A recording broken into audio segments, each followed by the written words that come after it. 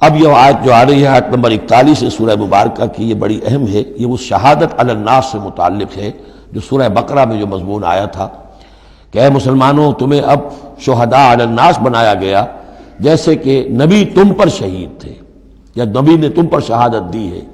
نبی قیامت کے دن کھڑے ہو کر کہیں گے اے اللہ میرے پاس جو دین آیا تھا میں نے انہیں پہنچا دیا تھا، اب یہ ذمہ دار ہیں، they are responsible for their attitude and conduct. تو یہ بات تمہیں کہنی ہے قیامت کے دن کھڑے ہو کے، اے اللہ ہم نے اپنے زمانے کے لوگوں تک تیرا دین پہنچا دیا تھا، اب اس کے بعد جو بھی طرز عمل ہے یہ جواب دیں۔ ایسا نہ ہو کہ الٹا وہ ہمارے اوپر مقدمہ کریں کہ اللہ ان بدبختوں نے ہمیں نہیں پہنچایا، یہ خزانے کے سانپ بن کر بیٹھے رہے۔ تو یہ تو ایک رخ ہے اس کا، لیکن یہ کہ جس کے ذمے یہ ڈیوٹی لگ گئی ہو، واقعہ یہ ہے کہ اس کے لیے تو ایک بہت بھاری یوں سمجھیے کہ بوجھ ہے اس پر۔ اب اس کا جو ہے نقشہ کھینچا جا رہا ہے قیامت کے دن کیا ہوگا۔ فَكَيْفَ إِذَا جِئْنَا مِن كُلِّ أُمَّةٍ بِشَهِيدٍ، تو کیا ہوگا اس دن، کیا صورتحال ہوگی جس دن کہ ہم ہر امت میں سے ایک شہید کھڑا کریں گے۔ کون؟ ان کا نبی اور رسول جس نے ان کو دعوت پہنچا دی۔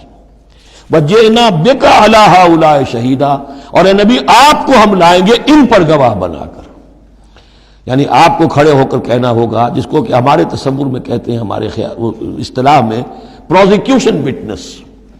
عدالت خداوندی کا پروزیکیوشن وٹنس کون ہے؟ نمبر 1 پروزیکیوٹر کون ہے؟ نبی۔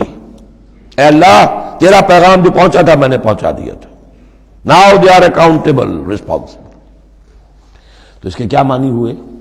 اپنی ہی قوم کے خلاف گواہی آ گئی نا۔ علا کا لفظ یہاں بھی نوٹ کر لیجیے، علی ہؤلاء شہیدا، علی ہمیشہ مخالفت کے لیے آتا ہے۔ ہم توقع میں ہیں کہ ہمیں تو شفاعت ملے گی میٹھی میٹھی، یہاں کڑوا معاملہ ہے۔ اے اللہ یہ بدبخت ہے جنہیں میں دین دے کر گیا تھا، ان کا کام تھا دین پھیلانا، انہوں نے خود دین کو چھوڑ دیا۔ تو نبی شفاعت کریں گے یا نبی مقدمہ قائم کریں گے؟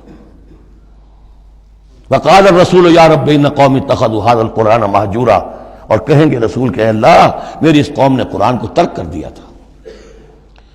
اس آیت کے بارے میں ایک واقعہ بھی ہے کہ ایک مرتبہ حضور صلی اللہ علیہ وسلم نے حضرت عبداللہ ابن مسعود سے کہا کہ مجھے قرآن سناؤ۔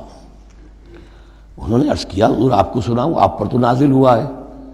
فرمایا ہاں لیکن مجھے کسی دوسرے سے سن کر کچھ اور حظ حاصل ہوتا ہے، لطف آتا ہے۔ سورہ نساء انہوں نے پڑھنی شروع کی، شروع سے لے کے پڑھتے جا رہے ہیں۔ ظاہر بات ہے کہ حضور بھی سن رہے ہیں، باقی اور صحابہ بھی ہوں گے، اور حضرت عبداللہ ابن مسعود کی گردن نیچی ہے، پڑھ رہے ہیں۔ جب اس آیت پر پہنچے فَكَيْفَ إِذَا جِئْنَا مِن كُلِّ أُمَّةٍ بِشَهِيدٍ وَجِئْنَا بِكَ عَلَىٰ هَٰؤُلَاءِ شَهِيدًا، تو حضور نے فرمایا حسبک حسبک، بس کرو بس کرو۔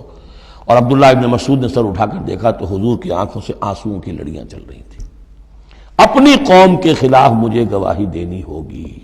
وَجِئْنَا بِكَ عَلَىٰ هَٰؤُلَاءِ شَهِيدًا يَوْمَئِذٍ يَوَدُّ الَّذِينَ كَفَرُوا، اس دن یہ چاہیں گے کافر، وَعَصَوُا الرَّسُولَ، جنہوں نے کفر کیا تھا اور رسول کی نافرمانی کی تھی، لَوْ تُسَوَّىٰ بِهِمُ الْأَرْضُ، کسی طرح زمین پھٹ جائے، شق ہو جائے، ہم اس میں دفن ہو جائیں اور ہمیں نسیم منسیہ کر دیا جائے۔ وَلَا يَكْتُمُونَ اللَّهَ حَدِيثًا، اللہ سے وہ کوئی بات چھپا نہیں سکیں گے۔